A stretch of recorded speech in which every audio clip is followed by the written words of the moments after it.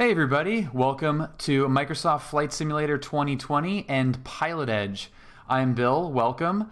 Before we get the flight started, just wanted to thank you for watching this video. I'm a real-world private pilot out of John Wayne Airport in Orange County, and I used Pilot Edge to help get my private pilot's license. It helped me solo at John Wayne in about 5 hours, and I did my solo cross-country in about 12 hours. Almost the same flight we're about to do today in reverse. So Pilot Edge is a online plugin for flight simulators, X-Plane, FSX, P3D, and now Microsoft Flight Simulator 2020. And it's an unbelievable tool. It's great for supplementing real-world training, and it's also great for kicking off your real-world training. I did a little bit of both. I actually did a lot of both. So we're going to go over the flight today, and I'm just going to show you a few things that Pilot Edge does really well and show you how you might be able to tie it into your real-world training. We're going to fly from a Class Charlie airport through a Bravo on a CTAF transition into a Class Charlie airport. That is a typical flight in SoCal when you're on flight following the entire time. So if you were to pick a Delta airport, this flight would be really no different except for our departure procedures out of Burbank here. But if you're going to a Delta airport on flight following, you're not going to need to cold call that tower. I don't think I've ever flown VFR without flight following in SoCal for more than a couple of minutes. Pilot Edge is great for that because obviously you've got the service, you want to have the ATC interaction as much as possible, I think. So I figured this would be a good flight to kind of show off the procedures out of slightly larger airports. This one, Burbank, has a pay-where scenery right off the bat here for Flight Simulator. The default airports are a little bit weak right now, so I wanted it to look a little bit nice, and it's a flight that I'm familiar with. So with all of that out of the way, let's get into the flight. There's more things that I want to talk about, but we'll do that on the roll. We've got some taxi time and stuff. So I've got ForeFlight up here. This is connected to the simulator, and I've got my flight prepared in here, just like I would in real life. And all of the frequencies, all of the information that I'm seeing here on ForeFlight is going to be used in Microsoft Flight Simulator with Pilot Edge. So all of the frequencies, everything, you're doing this exactly how you would in the real life, which makes it, if you have any real world flight time, makes jumping into this super easy. And if you're going to start real world training, practicing here will make that transition really easy because you've already done it before. So we know we're at Burbank. We're over at Millionaire, the FBO right here, and it looks awesome. I mean, look at how amazing this looks. There is no doubt, especially at some points, this game looks absolutely gorgeous. My God. Okay. Don't want to get distracted by the graphics. So let's hop in the plane. This is the Steam Gauge 172. I believe it's part of the Premium Deluxe pack, whatever they call that. So this may look different than a plane that you have access to, but all the same principles apply. I picked this one because down the line, it is very likely that there will be a Steam Gauge 172. And this is probably what you'll be doing your flight training in if you are going to do that for real. Okay, so let's get this thing started up. I'm going to just kind of breeze through the startup procedure because that's not what this is about. I'm going to do my little flow here. We got to make sure the cutoff valve is in. Mixture, we're going to put that in. Throttle, we're going to crack a little bit. Turn the beacon on. And let's get this thing primed. So we'll go 1, 2, 3. Not all of this is needed in the simulator as of yet, but it's still good to go through it. And I can't do the mixture and... Oh, no, I can. Yeah, I bound that. Okay, so we're going to go to both, and then let's see if this will start up. Boom, there we go. Good start. Let's lean it out for ground operations. I'm not going to turn the lights on yet because we do have some ground guys here, so we don't want to blind them with our nice LED lights. But we are going to turn on the avionics, which is what we all came here for, is listening to ATC. All right, so just like real world, this is no different than flying in the real world. Some of it might be abbreviated just for the purposes of getting through a few things, but let's just start the flight. So I am going to pull up information for Burbank. We've got the ATIS, which is 34.5. So I'm going to go into COM 2 here. I'm going to try not to comment too much on the simulator itself because it is still very early and I'm learning it and it's constantly evolving a little bit. So I will try to keep the little niggles that I have with the simulator down to a minimum for now. But some stuff might be unavoidable, like COM 2. Okay. So there's the real-world ATIS frequency, and we're going to get ATIS here. Airport, ATIS information uniform, 0153 Zulu, wind 110 at 8, visibility 10, sky condition, clear, temperature 26, dew point 15, altimeter 2984, arriving and departing runways 8, 15, visual approaches in use. Land and hold short operations in effect for non-turbojet aircraft landing runway 15. 4,250 feet available. VFR departures, contact clearance, delivery. Advise on heading, altitude, and if flight following is requested. Read back all runway assignments and hold short instruction. Advise on initial contact. You have information uniform.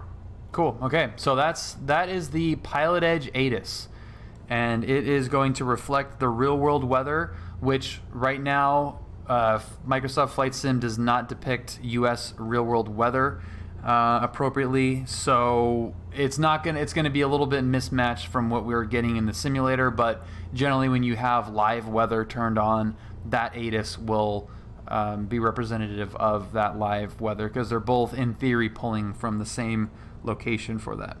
So it's a Class Charlie airport, so we have a clearance and delivery frequency that we need to call up before we can roll out of here.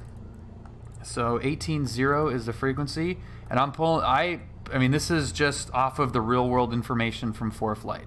If you don't have ForeFlight, you can use SkyVector. I used SkyVector on a second screen for a long time before I got ForeFlight. So that is 4 miles something that you can do that's free. You don't have geo-referencing, but that will help your navigation skills. Echo Sierra, North Vegas Tower. You already appear to be in Delta airspace. Were you talking to Las Vegas in the Bravo previously? Yes, sir, we were for 1 Echo Sierra. So now 1 Echo Sierra and a right downwind runway 12 right, clear to land. Okay, right downwind for 12 right, clear to land, 1 Echo Sierra. Burbank clearance, good evening, Skyhawk 204 Lima Echo. We have information uniform, like flight following to John Wayne via the special flight rules transition at 3,500, please.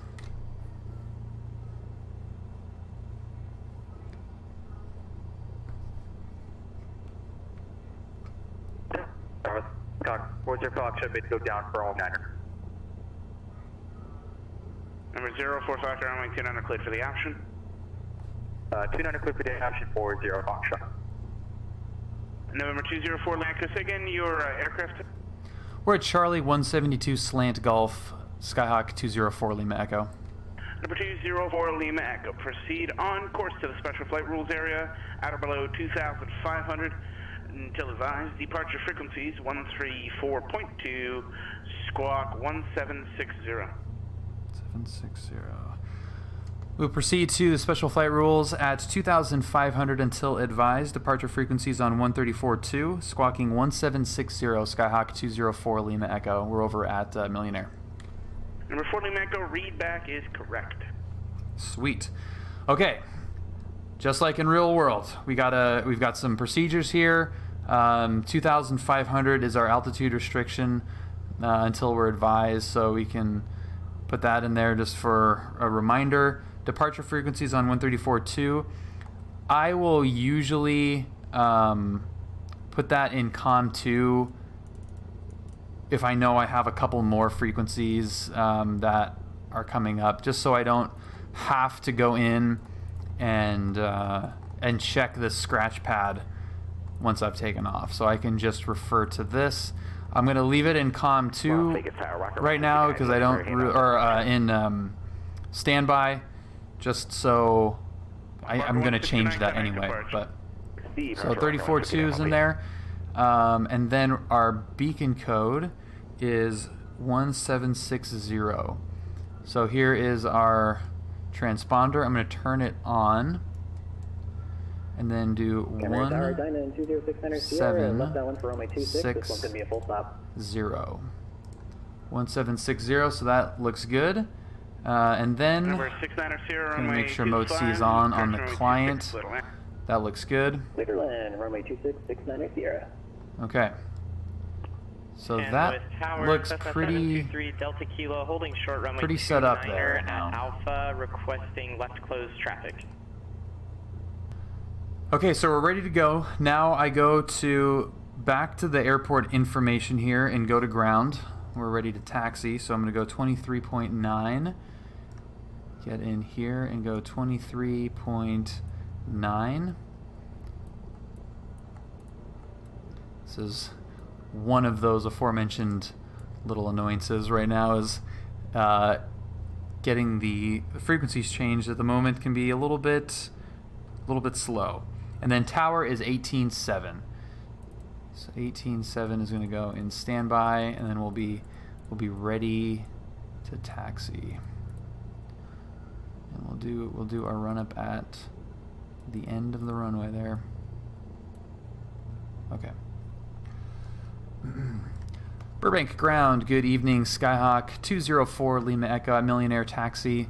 We will need a run up. Number 204 Lima Echo, runway 15, taxi via Bravo. 15 via Bravo, Skyhawk 204 Lima Echo. In Pilot Edge, I almost always do a run up, and whenever I do a run up, I usually will ask for a run up, or let them know that I'm going to do a run up when I call ground, because not everybody will do a run up in the simulator. So if you just ask for taxi instructions, they'll just send you to the runway, and I will usually like to do a run up. Echo Sierra is clear runway 12 right at Charlie. Taxi transient parking. Taxi lights on there. I will really, really try hard to be good with my my procedures here and not cut any corners as best I can. Number 1 Echo Sierra, taxi Bravo to parking, good day. Bravo to parking, good day. 1 Echo Sierra. Left down 29. Okay, so we're taxiing down, and I can zoom in to ForeFlight and see exactly where I'm at. 200 clear what's your phone? Certain simulators might have varying degrees of accuracy in terms of runway airport layouts. This is what Pilot Edge goes off of, the real world locations. So sometimes there might be some differences in the sim that you're flying. Long Beach is a good example. There's some runways that are still present in the simulator that no longer exist in real life. And Pilot Edge goes off of the real world materials that are current and up to date. So if there is a runway there that's not there anymore, Pilot Edge will not use it, basically. So something to consider. But other than little things like that, which eventually get ironed out, it's such an amazing replication of real world procedures. It's identical. I mean, flying to Burbank for the first time, about a month or so ago, it was like I had been there a million times, because in my brain I had been there a million times in the simulator. So the fly quietly sign, the movie, that view didn't work, the movie stunt vehicle parking lot thing. I mean, all of that is represented in the simulator, so when you see it in the real world, your brain just thinks that it's done it a million times.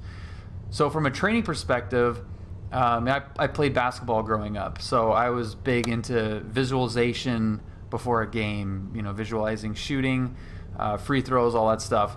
So the visualization technique that you could trick your brain into thinking it's actually doing all this stuff, and it's really, really beneficial. Okay, let's do a quick little run-up. This is going to be a very abbreviated run-up. Whoa. I will at least attempt to see. Yep, that works. I'm still learning these view controls. It's a little tough to get used to coming from a simulator that does it just a little bit differently. And then I think you have to put the brake on, otherwise it will take off. And mags don't really do much of a drop. That's a little better than San Luis Tower, Cessna 723 Delta Kilo is left downwind midfield, 29er. 3 Delta Kilo on 10-9er cleared for the aft. Alright, so now we're holding short of the runway. Just like in the real world, we're going to switch it over to tower, which is 18.7. We already have that in there. Our departure frequency is 34.2. So 34.2. And there's one more thing that I'm going to do here in this sort of run-up area. Let's see, 34.2. Come on, get there. It like does it to the 1,000th, which makes it just go really slow. We're gonna use this special flight rules transition, which utilizes the Santa Monica VOR. That is the wrong documentation that I wanted to show you. Where is the special flight rules? LA TAC. LA TAC. It's right here. So again, real world material. Santa Monica VOR is 110.3. So there is 110. Whoops. Didn't hit the right button. Push that in there. And 110.3. If you have any questions at any point, obviously ask in the comment section. Since this is on YouTube, there can't be a live addressing of that question, but you could join the Discord, which is in the description below. Click that link that says Discord, and that will bring you to my Discord channel, which has been an unbelievable resource for a lot of people at every conceivable type of aviation level, from just starting in a simulator all the way to ATP commercial jet pilots. They're all in there, and everyone in between. Lots of CFIs, CFIIs, MEIs, and we love helping people get into it. So if there's anything that I'm doing that is confusing or you want clarification on, like I said, ask in the comment section, join the Discord, and you can get a more immediate response probably. So I'm not going through every part of this because this isn't about doing the special flight rules transition. Basically, I'm flying a VOR, so I preset the VOR frequency and the radial reversed in there. So I can fly that. You don't actually need to put in that radial for the special flight rules transition for reasons I won't get into. You can eyeball it and it's totally fine. But we are going to go up to 3,500 feet to do that transition. All right, that looks great. DG looks like it's set up. I think we're good to go. So let's call up tower. Burbank Tower, good evening. Skyhawk 204 Lima Echo, holding short, runway 15. 204 Lima Echo, Burbank Tower, runway 15, cleared for takeoff. Clear for takeoff, 15, Skyhawk 204 Lima Echo. Okay, so I keep forgetting that looks towards the ground. All right, we're cleared to the left. Approaching runway 15. Cleared to the right.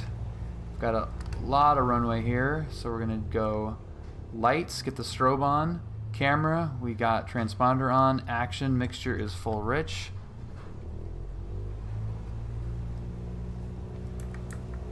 And do not adjust your TV set. The frames are hurting right now. if you're watching this much in the future, hopefully it has been ironed out. But we have had a fair bit of hardware combination stuff going on, and airplane dynamics. Airspeed's a lie. Let's rotate. I'm gonna stop trying to get on center line and just get up in the air. Yeah, this airport is very heavy on frames, and a brand new, not very optimized simulator is having trouble keeping up. Even with a brand new 12-core CPU, but that will get better. We'll get it better. So we got proceed on course, which is very nice. We would usually probably wait until the 101 freeway to make a turn, so I'm going to keep this climb going up to 2,500, which was our altitude restriction. Caution, TFR ahead. The Dodgers are playing. TFRs are not simulated. And 04 Lima Echo. Radar contact Kilo is SoCal. left downwind, midfield 29er. oop, that was we got stepped on. Number 204 Lima Echo, radar contact SoCal departure. Good day. Going to SoCal departure, Skyhawk 204 Lima Echo. See ya. Yeah. So SoCal 342. SoCal, good evening. Skyhawk 204 Lima Echo, 1,700, climbing restricted 2,500. Skyhawk 204 Lima Echo, SoCal departure. Good evening. Resume on navigation. Cancel altitude restriction. Resuming own nav and altitude, Skyhawk 204 Lima Echo. Alright, so we are now ready to go towards our special flight rules transition. Climbing up to 3,500, and I'm going to head towards the Sepulveda Pass. Lima, contact Los Angeles Tower 120.9. Now, I want to make sure that if you are new to this, and that being aviation flight simulation, if there's anything here that I do or say that is confusing, that is intimidating, don't be intimidated. It is okay to be confused, but just ask questions. Comment section, Discord, and honestly, it's self-serving to say this, but the Discord is absolutely fantastic. We have so many pilots of so many levels that there's really no question that you can ask in the Discord that is not answerable, that won't be answered almost immediately. So having a community to help you out through all this stuff is really important. Pilot Edge has a great Discord as well. And using those resources is something that you'll have to do throughout aviation. There's no point ever where you know it all.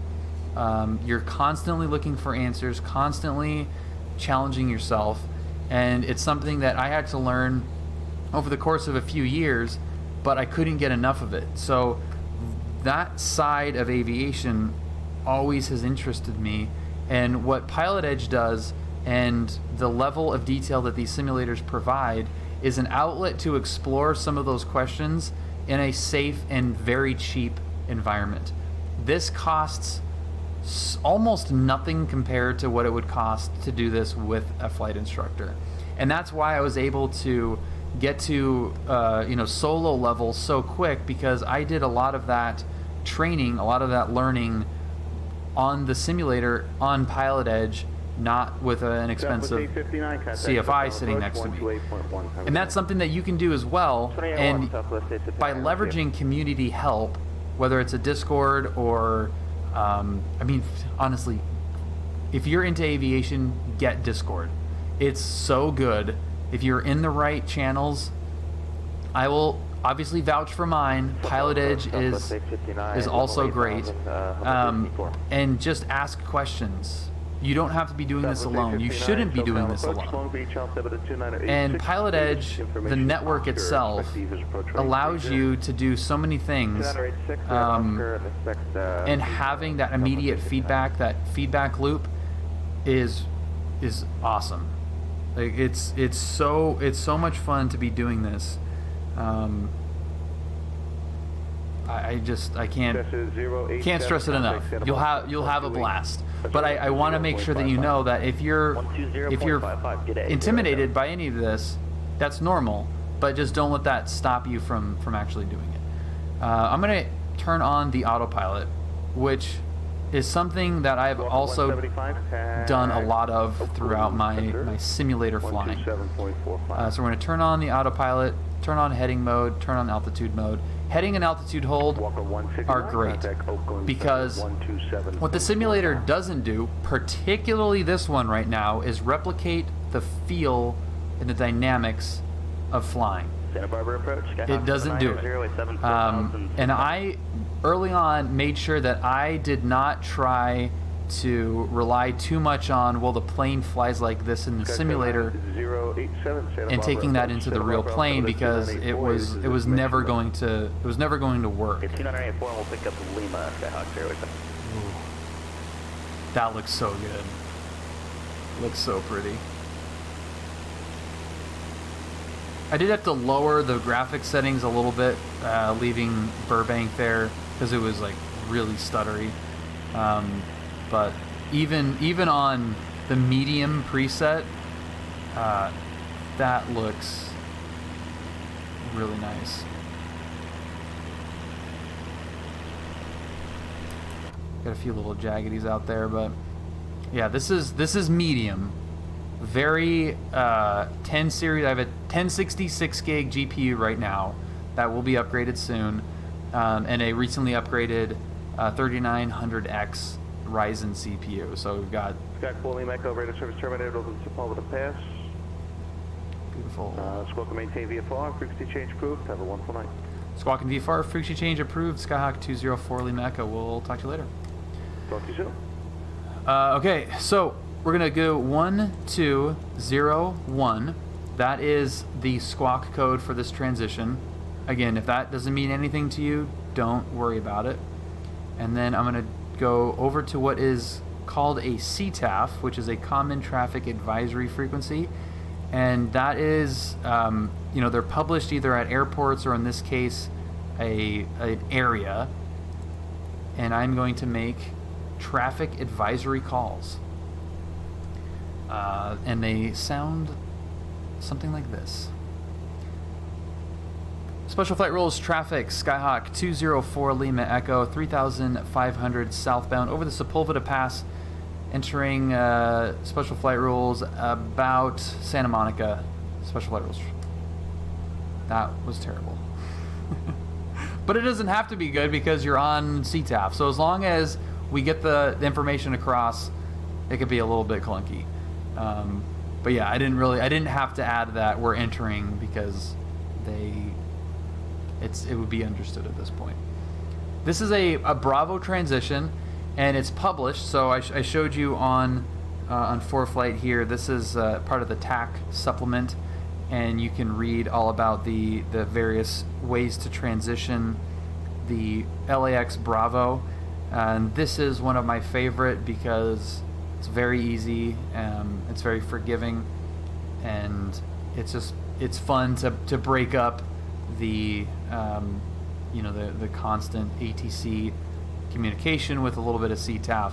And I wanted to show that aspect of Pilot Edge as well, that just because you're talking with approach control or tower or whatever, you can still go into a towered or an untowered airport environment and use all of the same frequencies. So if another plane was on this transition, we would be able to hear them on 2855. And that goes for an untowered airport.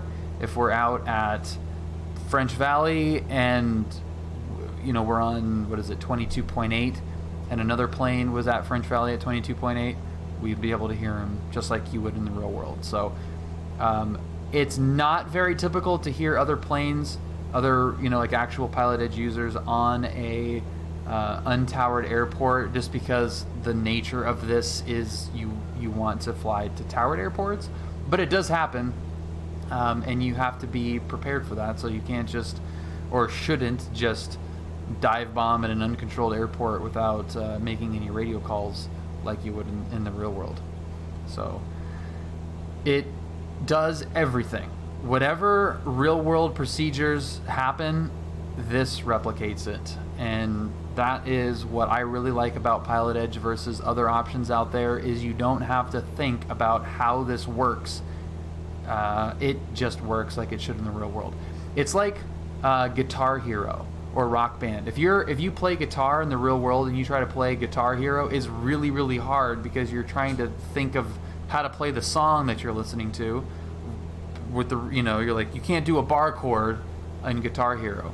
The same thing, like connecting to LA Center leaving Burbank would feel kind of weird. So it makes it really easy to learn and stick with the real world procedures. Special Flight Rules traffic, Skyhawk 204 Lima Echo over Santa Monica, southbound, Special Flight Rules. So now if there's somebody coming in from Pacific Palisades or, climbing up from Santa Monica or coming south or northbound above us, we would hear all that traffic.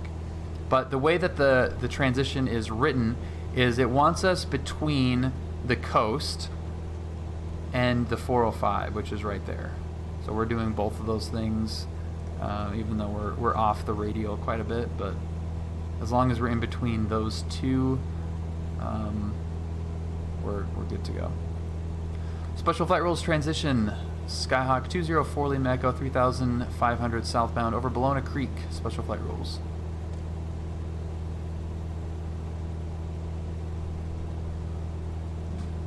Just plugging along here. So on the other side of this, we're going to contact SoCal Approach. And to do that, there's a number of different ways. One, you can do it so many times that you have it memorized, or you could do this. This is a good trick. You go to the nearest airport you can find, and you go down to SoCal Approach. So hey, there's SoCal Approach 272. That sounds familiar. So I'm going to put 272 in here, and I know I'm going to get actually passed off from that frequency pretty quick. Pilot Edge does condense frequencies, so you might not get as many handoffs as you would in the real world. That's just because there's no motivation for them to want to kick you off, because there might be just one controller working. Special Flight Rules traffic, Skyhawk 204 Lima Echo 3500 southbound over the North LAX complex, Special Flight Rules. So yeah, like the beach sector in Orange County, they pretty much consolidate to only 28.1. Real world, you'd have multiple sectors broken up, but there's no real point for having you hand it off that many times when you're just being handed off to the same person. So the real frequency does work, though. That's what I want to show, is that it does work. You can look up the real frequency and it will work. Special Flight Rules traffic, Skyhawk 204 Lima Echo 3500 southbound over Imperial Highway, Special Flight Rules. I am going to terminate this transition over the Hawthorne 405 interchange. The basin is looking very pretty today. Look at that. It's custom weather, but it is looking very lovely.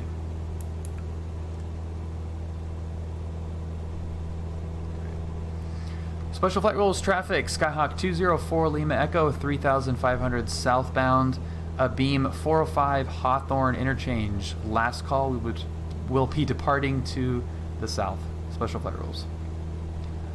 Alright, now let's flip over to our SoCal frequency. We're going to squawk VFR, which is just 1200, not the 1201. SoCal Approach, Skyhawk 204 Lima Echo 3500 just south of LAX. We'd like to pick up flight following to John Wayne, please.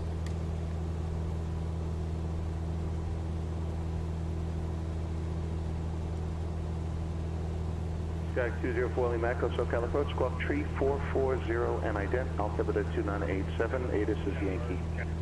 Set 3440, Skyhawk 204 Lima Echo. Tree 440, yes. Yeah, 3440. 040. And to ident on Microsoft Flight Simulator, you actually have to go into the client and click ident. They don't have that capability. 204 Lima Echo radar contact. There we go. Okay, so he's on. We're on radar contact now.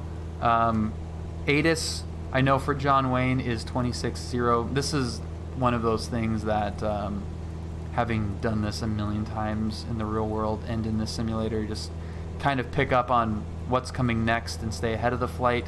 So 26-0 is the ATIS for John Wayne, so I'm going to put that in there. And let's... 29087, arriving and departing runways 20 left, 20 right. Visual approach is in use.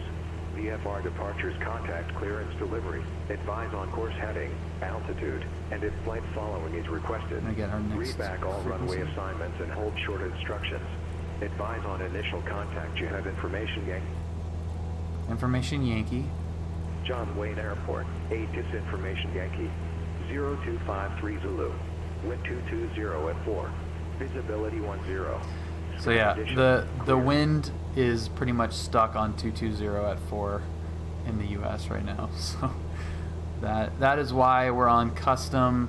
It's not pulling the data quite yet, but that will get fixed and live weather will be perfect.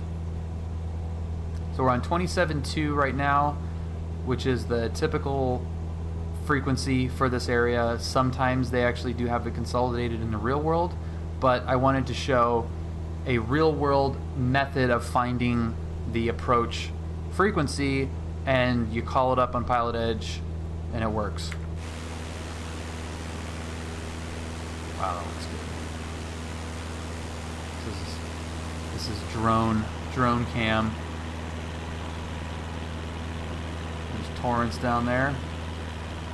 So that's a good shot. Can you fly the drone inside the cockpit? Yeah, you can. It's a little weird.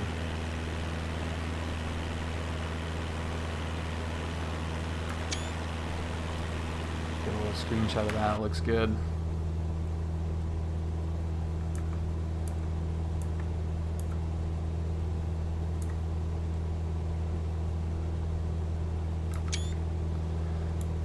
So now we're just navigating visually and heading towards Long Beach Harbor.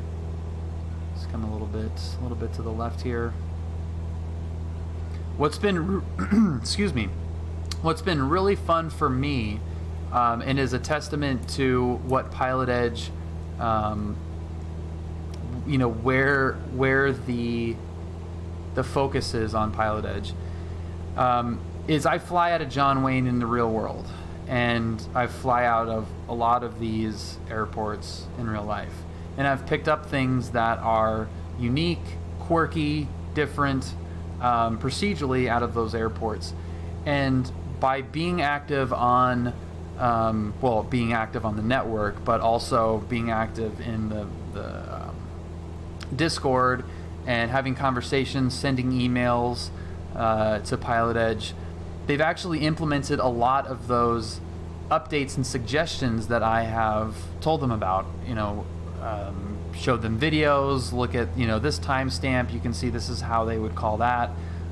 This procedure has a name, or here's where you find this information that I just found.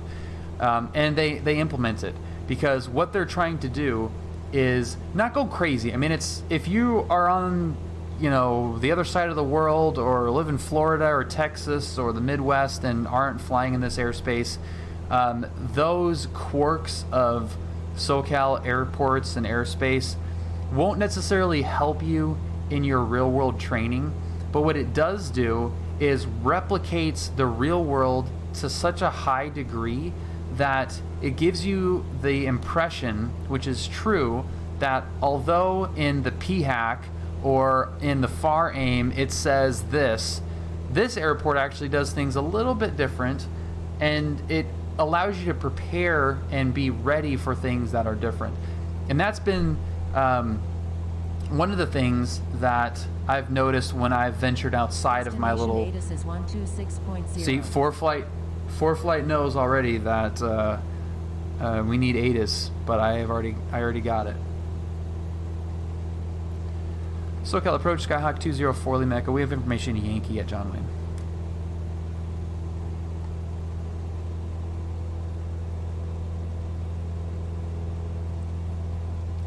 I will finish that thought here momentarily. Sky 4 Lima Echo, roger. The traffic level is actually a little bit lower than usual right now, and that's because Pilot Edge came out for Microsoft Flight Simulator yesterday, like less than, well, maybe 24 hours ago. Sky 4 Lima Echo traffic, 10 o'clock, 3 miles southeastbound, joining the shoreline appears 2,800 VFR type of notes. All right, we'll be looking out for that traffic, negative contact, Skyhawk 204 Lima Echo. Oh, we got that traffic in sight, 4 Lima Echo. System 4 Lima Echo, thanks.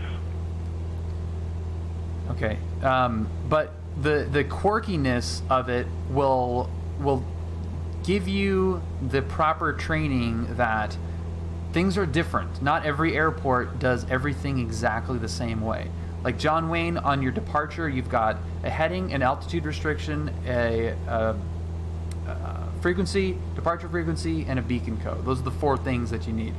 Burbank, also a Charlie, doesn't give you a heading, gives you an altitude restriction, and you got the frequency and transponder code. So you got 3 out of 4.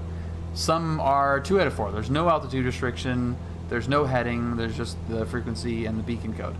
So being so true to real world procedures, even if they're quirky from somebody that's not flying in this airspace, does actually help train you in preparing for quirkiness.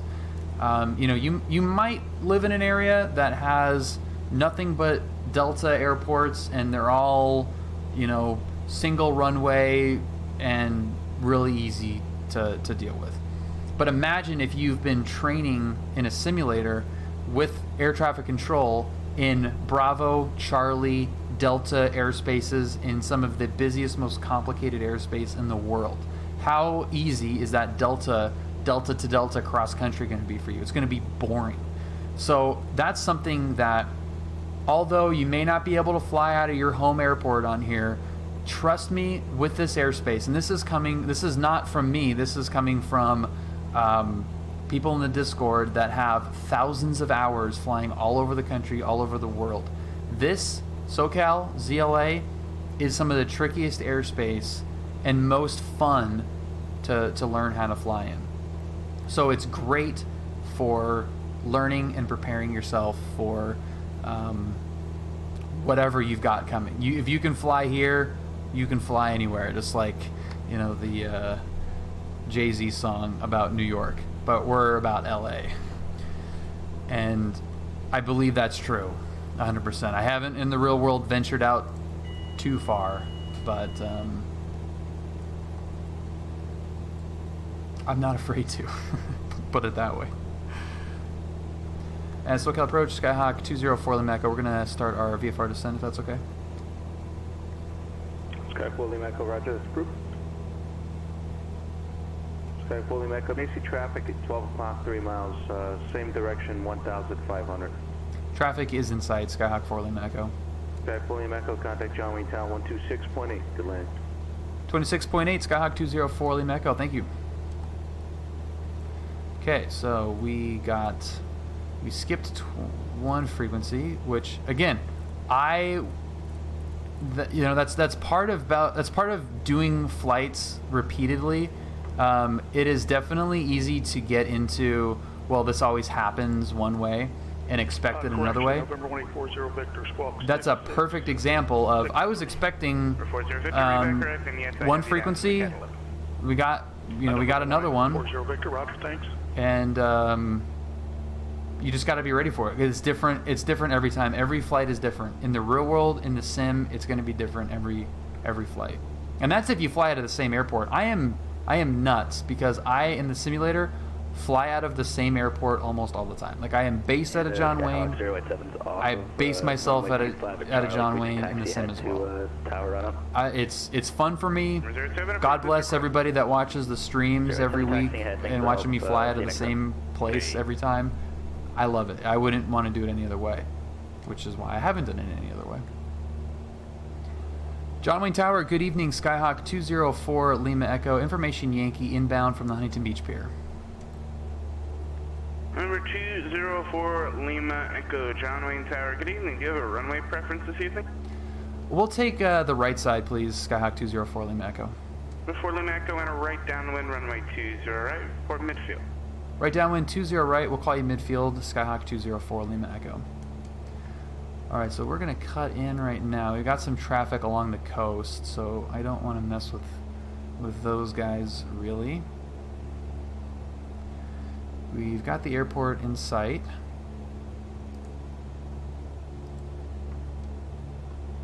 At least I do. I know where it is. So I know where to point the nose. But Los Angeles ground, November 1840 Victors. Let's get everything ready for landing. We're going to put the mixture in. Aviation. Didn't touch the lights. Make sure everything is on. Looks good.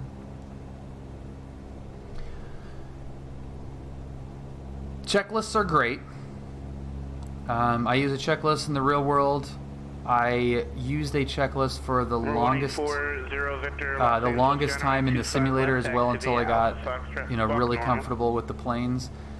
But once you get to a point where you're focusing on certain things, practicing on certain things, that's where you can kind of get into bad habit territory. At the same time, you can also get into at a certain level, once you've gotten key skills down, you can kind of get into a focus level. Like in the real airplane, I've got my checklist on my leg. I'm going through each one of those items. In the simulator, if I'm doing a flight, if I'm doing an IFR flight or flying someplace new, me making sure I look down and check that the fuel selector is still on both. It's not really that important for me in the simulator, as long as you're aware that that is the case and that you're making that conscious decision and you're not starting to build bad habits. That has been a big knock on flight simulators for a long time, is that it creates bad habits. And it can create bad habits, but I think it really depends on what your focus is. If you are conscious of the fact that you're doing something one way and that the real airplane is not like this, you can compartmentalize it in your brain and use the practice, the honed practice in the simulator, and translate that into the real plane. Like I didn't learn or teach myself or look into anything on how to handle the plane in the simulator. I did flight planning. I did procedures, taxiing, radio calls, navigating with VORs, navigating with GPS. I did all of that stuff in the simulator. I did steep turns, right rudder on takeoff, the amount of back pressure on landing, the feel of the G doing a steep turn. All of that stuff I did in the plane. And I knew that I was going to make sure I knew that the feel of the airplane was only going to come from inside the airplane. But because I had everything else ahead of time done, I was able to focus just on that because the radio stuff was second nature. I jumped into the airplane on my discovery flight at John Wayne, and was on the radios the entire time. And I didn't have to think about it. So I was able to free my brain from the craziness of picking up flight following and taxiing at this big airport and all that stuff, and where to fly, where to point the plane, where I am spatially. I was able to do that second nature and focus on the actual act of flying. And that is, to me, the biggest benefit of Pilot Edge. That it will save you in the long run thousands of dollars from having to learn all of that stuff in an environment where you're also trying to learn how the plane feels. I didn't want to learn how the plane felt while also being nervous about what to say to approach when they tell you, you know, traffic 10 o'clock, 4 miles, you know. Joey Tower, Skyhawk 204 Lima Echo, midfield, right downwind 20 right. 1 Lima Echo, right 20 right, clear to land. Clear to land 20 right, Skyhawk 204 Lima Echo. So there's a beam. And this is something that has made me be able to forgive a lot of the dynamic deficiencies in this particular simulator right now. I know that, you know, beam the numbers, I'm going to put 1 notch of flap in, I'm going to, you know, pull the power back. It doesn't, none of that happens in this simulator the way it should in real life yet. And it'll get there. So I just did an entire flight. That's a relatively complicated flight. You know, if you're just new to this, probably 90% of what I just did is complete and utter nonsense to you, which is okay. But keep in mind that I was able to do all of that because of practicing so much in this. But the landing, I mean, I'm gonna hope that this landing is nice just because I want to show off how nicely I can land this plane. But I am power idle right now with full 500. flaps, 500 AGL, and my speed is increasing. So stuff like that, like, it's just not correct. If you focus on it too much, you'll get yourself all messed up.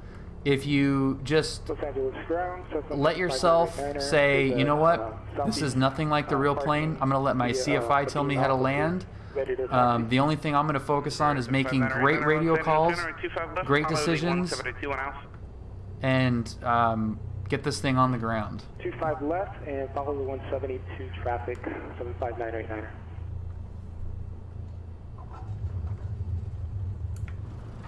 Whoa, okay. Oh yeah, I forgot. If you go into drone mode, it takes away control. So I should not have done that. But that was pretty nice. I'd say that was sufficiently showing off. Oh, I wanted that taxiway. I got turned around there. This isn't what it looks like, so I was like not sure where I was. So yeah, not getting hung up on stuff like, you know, how good your landings are or anything like that. Like, put it on autopilot. There's nothing wrong with throwing it on autopilot and, you know, focusing on the radio communications and the navigation. You're not going to replicate the feel. So altitude hold, heading mode, beautiful. John Wayne Tower, Skyhawk 204 Lima Echo, clear 20 right at hotel. We are going straight into ACI West. We're 4 Lima Echo, taxi straight ahead. Good day. Straight ahead. Have a great night. Thanks, Skyhawk 204 Lima Echo.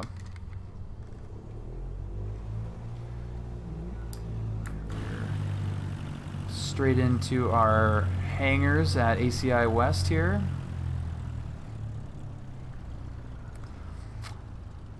So if I wasn't doing this and talking to you guys the whole time, that flight would have been, I wouldn't have had to think about it. I wouldn't have had to set anything. I wouldn't have needed, frankly, any charts or anything. I wouldn't have needed any of this. I would have just been able to fly it. I know the frequencies. I know the airspace. I know what to say, when to say it, what frequencies to put in, when to get the ATIS, all that stuff. And that's because I was able to do it so many times on Pilot Edge. I enjoy doing these kind of general aviation flights. But if you're a private pilot and you're struggling with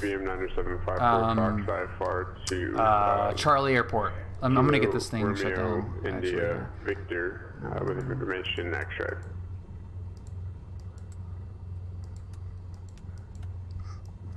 Okay.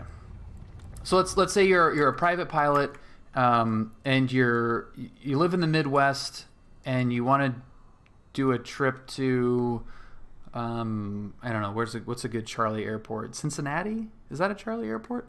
and you've really only trained out of deltas and untowered airports, and you're unsure of what to do, in a Charlie airport. I do not want that tower in the shot. You're unsure about, you've never flown into a Charlie airport, and you want to give it a shot.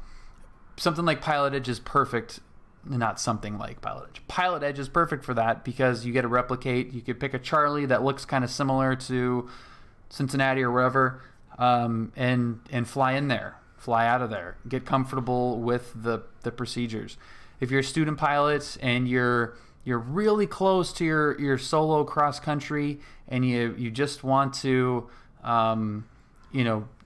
get the nerves out with talking to ATC, load up a flight that's roughly the same distance between two similar airports, or if you happen to live in the coverage area, the two airports, and practice it and just keep practicing it. I mean, my God, I can't even imagine the amount of time I've spent doing this. And that's it's just like learning another language. Part of the equation that everyone always leaves out is the amount of work that it takes to do it. But the tool is Pilot Edge and the simulator. But you still have to put in the work. You still have to put yourself out there, ask questions, join a Discord group, ask questions in YouTube video comment sections, constructive comments in the YouTube comment section. And just immerse yourself into it. Download liveatc.net on your phone. It's a $3 app. It's the best $3 I've ever spent. Instead of listening to Joe Rogan podcasts 3 hours a day, listen to 3 hours of radio communication from different, tower, ground, clearance from an airport that you want to fly in Pilot Edge. And just listen to it all the time. Hop in the sim, make some mistakes, have a controller get frustrated with you, feel like, holy crap, I really screwed up. Get back on it and do it again. I mean, my first Pilot Edge flight is on YouTube, and it is so cringy to listen to. And I, got yelled at and was, not made fun of by the controllers, but and not really yelled at. It's very welcoming, but they're replicating a real world scenario. And the reason why I'm saying this, I guess, is if you do make a mistake, and an ATC tells you that you've made a mistake, dude, I've made so many mistakes and been super embarrassed. It's just you just got to power through it, and it's so much fun once it clicks and you do a flight and it went perfectly, and it's just like the best feeling ever. And then hopping into a real plane and doing it, and you're just like, oh my God, I can't believe this worked. That was so easy. It was so easy and so much cheaper to do it that way because it's one-to-one. It's awesome. So that's enough rambling about how much I love Pilot Edge. I am so happy it's on Flight Simulator 2020 because I was really missing it.